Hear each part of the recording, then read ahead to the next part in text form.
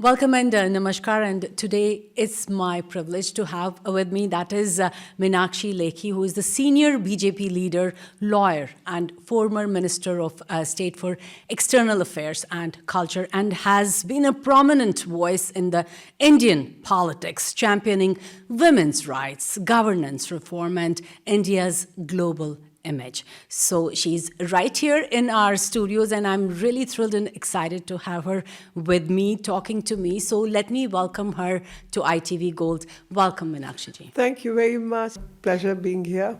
Thank you. So, I first of all want to welcome you to USA, welcome you to ITV Gold. कैसा लग रहा है आपको USA में आके? बहुत आनंद, because मेरा community के साथ engagement रहा, and जो अपना वो होता है कि हम लोग सब जगह जाते हैं, लोगों से मिलते हैं, धर्म कर्म की भी बात करते हैं, देश दुनिया की भी बात करते हैं और खाने पर भी बात करते हैं. Few things which no Indian can give up.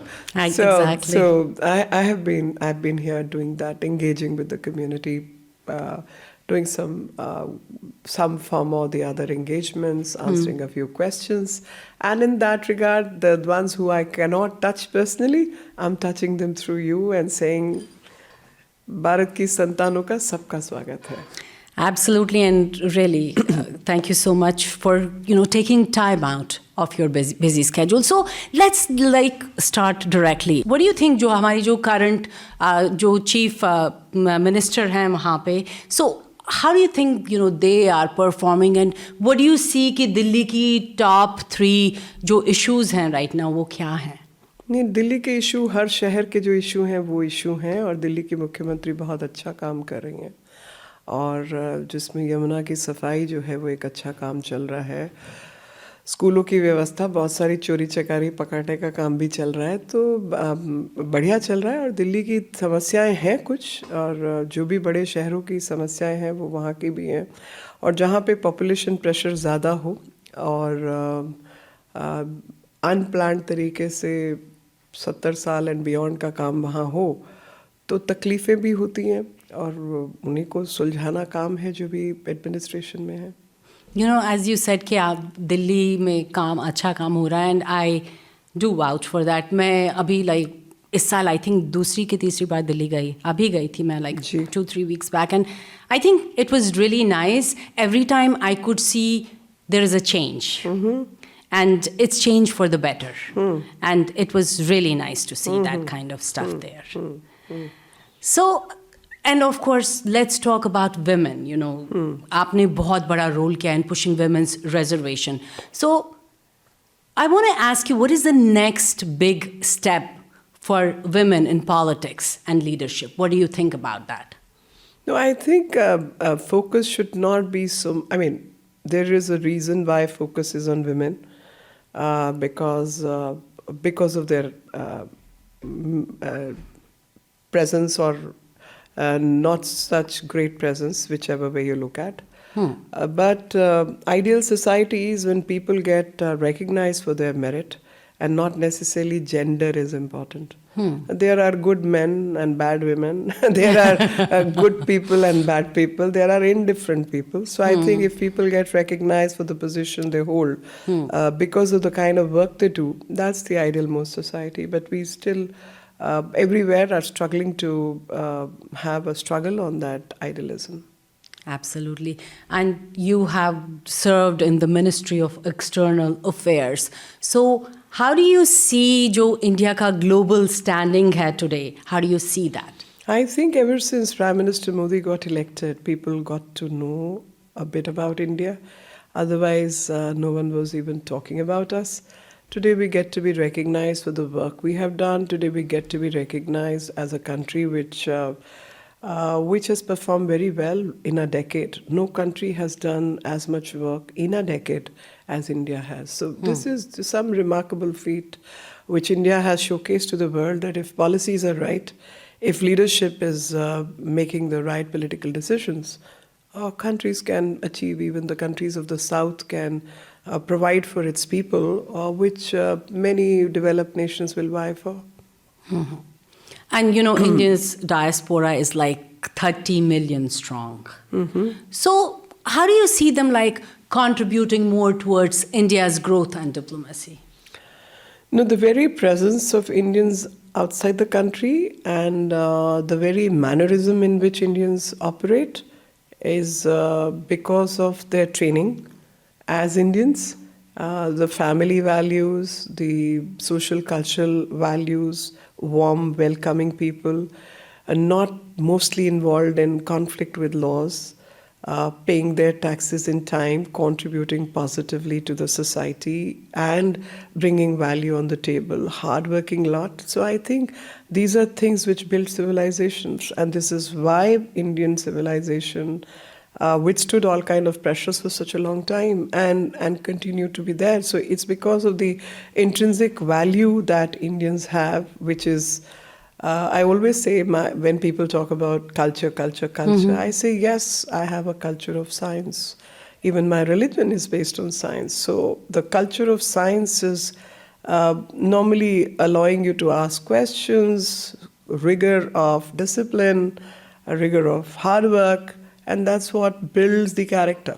So if you have to have an interview on a Saturday evening when people are out partying, you would still do it because that's the work calling you. So I think very few people can showcase that discipline. And I think it's important that hard work and discipline is recognized. Wonderful. And, we all think and we all know that India is like thriving right now. So, and a lot of overseas Indians, they want to invest in startup, renewable energy, and all that stuff. So tell me, what can make it easier and safer for them to do so? So let me just begin by saying even small investments matter. I mean, on your, in the country of your adoption, the interest rate you get on your saving is less than 2%. Back home, even on the savings, the interest rate is 8% or 7 point something. Long term, this is long term. Small term could be 4, 5, 6, whatever. Then you have all kind of other investments where investments remain secure. And there are investment bankers who do that for you. Mutual funds, etc., is one way of doing it. Then, if you have a little more money, you could pick up equity in some startup. Those are the things. If you still have, you're running a startup yourself here, and you have made a good amount of money, you want to run a startup back home. And then you have PLI scheme on production-linked incentive. So it depends on the scale that you're looking at. But let me tell you another thing, and through you, American citizenry, that we have close to 500 US-based companies. Not just US-based, these are US headquarter companies. In addition to this, there are many other American companies which may be headquartered elsewhere. It could be Singapore, Ireland, wherever. But US headquartered companies are close to 500. And they wouldn't have been there unless they were making money. So the money, and big time, it's not small money. They may be called by the name of Hindustan Liver. But the equity distinction is that they are American companies when it comes to money, and they are Indian companies when it comes to adoption to Indian requirements and sale, purchase, manufacturing, a couple of things. Apple is a great example. So there are many companies who stationed themselves and have been working out of India because it's not emotions, it's not anything. It's simple calculation that you invest so much, you get labor at this rate, you sell it at this rate, you have English-speaking, well-qualified people to take on the marketing job and push the interests of the company, and this much money is what you make. So people have benefited. And it's a stable politically we are a stable country. Elections come, go. You just hand over power from one to the other, and it doesn't matter because that handing and taking over of power is done in a very peaceful way. So these are some of the things for which India is known and which builds Indian narrative across the globe, and which is fantastic. So, any message you would want to give out to our Indian diaspora over here? No, I mean, so I think all these people who came in the 60s or the other who came in the 90s, 80s, or recently, the message is that feel good that the country you left because of your economic conditions is doing well. And I wouldn't say we have solved all the problems or anything of that kind, but we are on our way, and we are a democracy which has its own cost to adhere to, its own values to adhere to, and people definitely bring value to the table, especially Global South, and being the bridge between the Eastern and the Western civilization, which only Indians can. And I always say, we are truly brown. So, you travel a lot. India, कहीं भी आप globally बहुत travel करते हैं. So, I just want to know from you, what difference do you find? Like, India के Indians में और यहाँ के Indians में, what difference do you find? नहीं, कभी तो कुछ नहीं फर्क लगता. There is no difference. It's all a generational gap. Some people who left at an earlier time and haven't been able to visit back home. Sometimes they are stuck in time. But that is true. When I left India, my brain is still frozen in those times. I'm so sure. I'm so sure. That's the time when we were just opening up. Our economy had not opened up. Post 92, a lot of changes happened. And past 10 years, still more changes have happened. So when you look at that transition, you get to see that youngsters here, there, wherever are just the same. Men, women have similar aspirations. You have similar struggles. Many a times I feel because of family structure and all, life back home is much easier. Children's upkeep is much more simpler. There are less complications. You have greater support system. So the struggle gets to be compensated because you have emotional support structure. So many benefits, many pluses, many minuses, and balance it out. So, life here or there, one way or the other compensates each other. But I'm sure when you'd left in 90s, things would have been very different. Very, very different. It is, because as I told you in the beginning, like I go to India, this year only, I think I went 2 to 3 times to India. It is, every time I go there, I see a newer side, which is very happy to me. Sure. I get very happy. I see that side there. And I feel so happy to see all that things are happening there. There is a big change there. Everything is changing. And I feel, when coming back, there's not a whole lot of difference between living here or living there. I feel it's at par kind of things, especially when you see the younger generation there, or when you see the younger generation here, or the way they talk, the way they dress up, the way their thinking is, the way they eat. Only difference I see is वो घर का खाना वहाँ का is so good. घर का garam khana. Exactly. The warm food. Not just the warm food. I think the other note could be that I have been a working woman, and I'm sure you've been a working woman.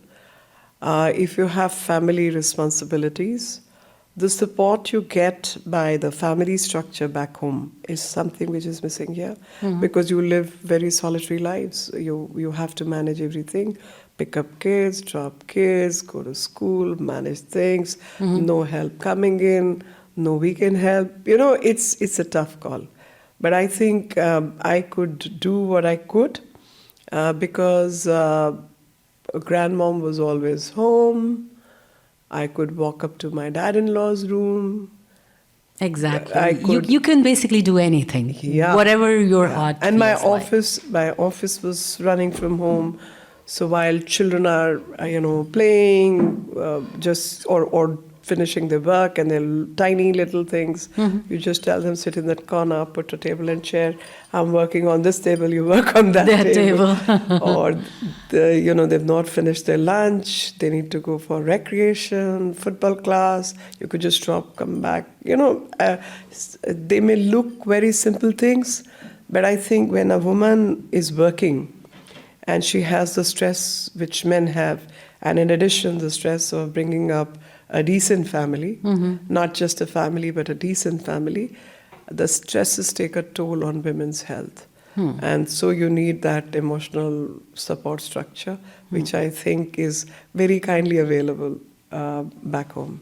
Absolutely. So what I want you to do, since you're talking about women, I want you to give a message out to women, especially हमारे जो यहाँ पे US में Indian diaspora जो जितनी भी ladies हैं उनके लिए क्या message है? Since you are very successful in what you do, I want you to give out a message to them so that they have a good day and they feel good about it. We are all sisters in arms, and no matter which part of the globe we live in, we have similar struggles, but there's always light at the end of the tunnel. So keep walking, keep doing what you're doing, and do with the best of your intentions. And that was the idea. I met a whole lot of them, and we had an immediate connection. So it's not where you live, what you do, it's how your souls connect. Absolutely. And I think that message of positivity remains, and that person also is remembered for who the person is.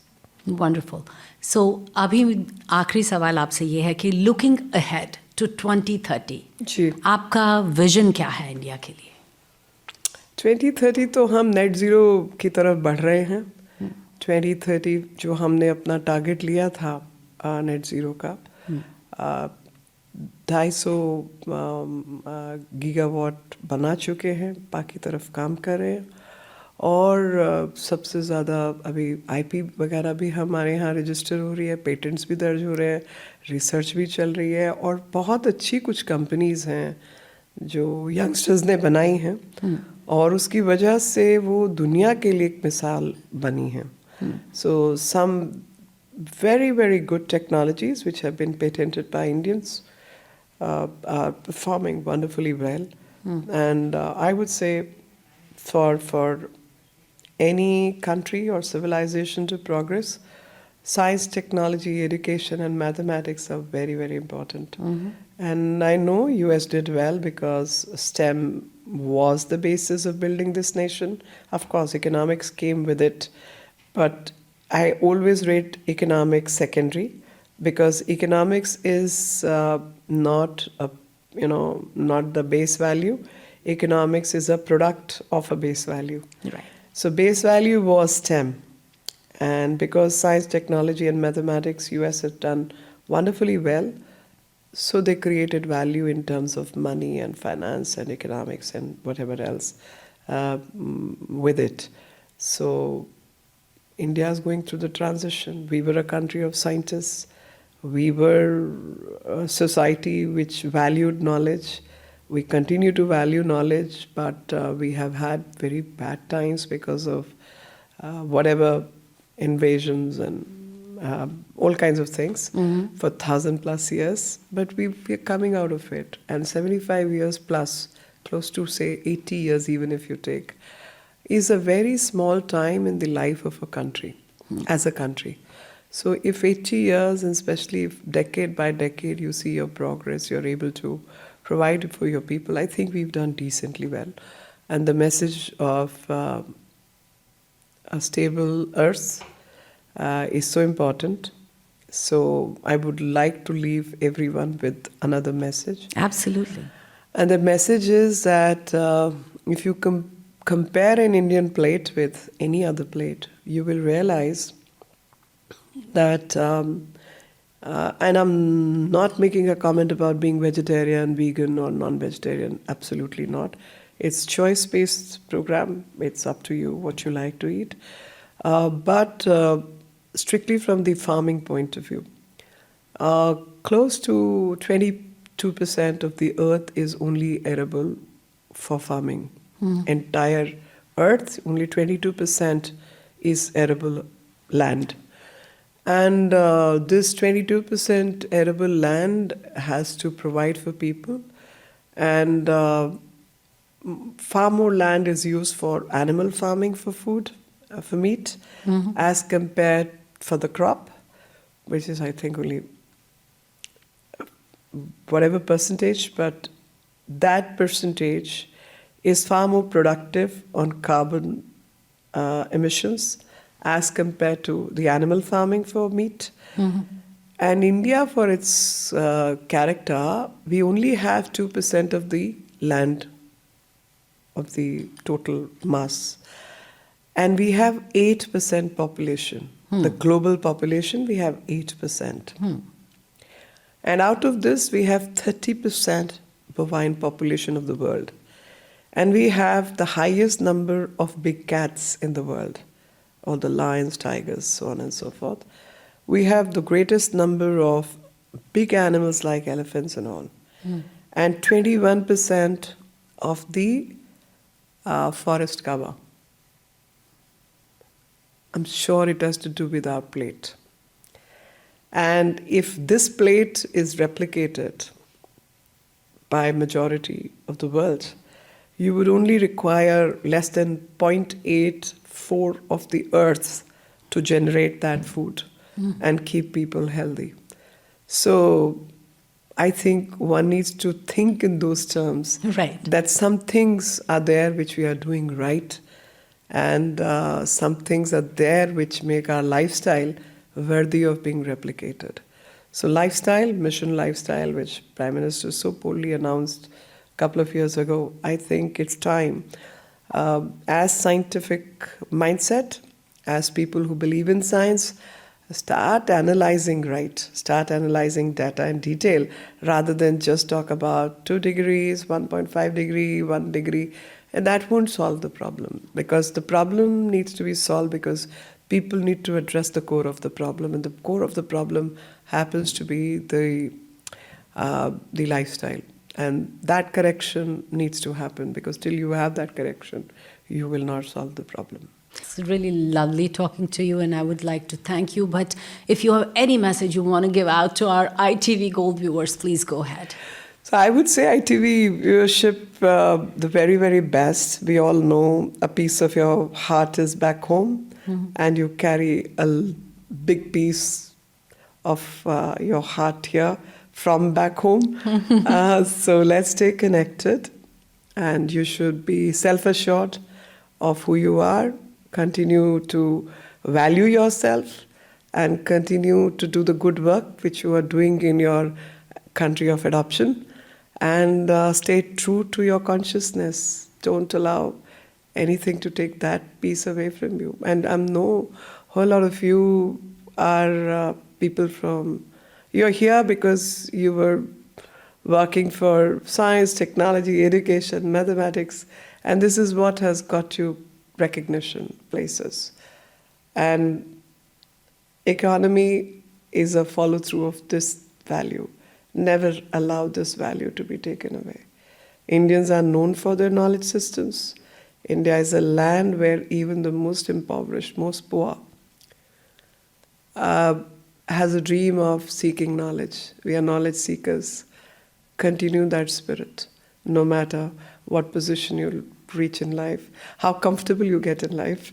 Exactly. So and seeking knowledge is always uncomfortable, because you have to sacrifice your TV shows, you have to sacrifice your parties, you have to sacrifice your weekends, you have to sacrifice a lot.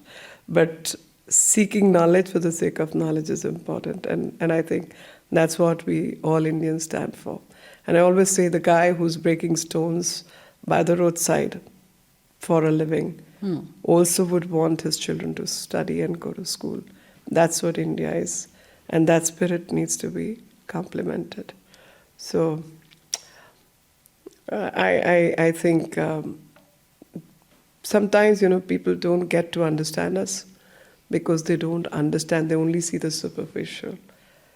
But I think if you remove the superficial surface, try and go to the core.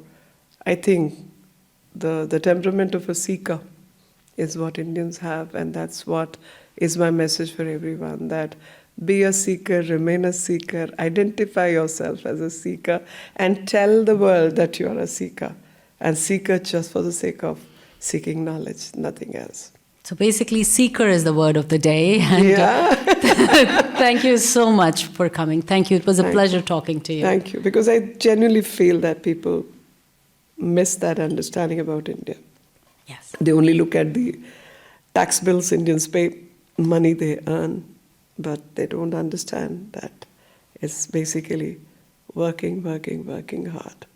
Thank you. Thank you so much. Thank you very much. Thank you. Thank you.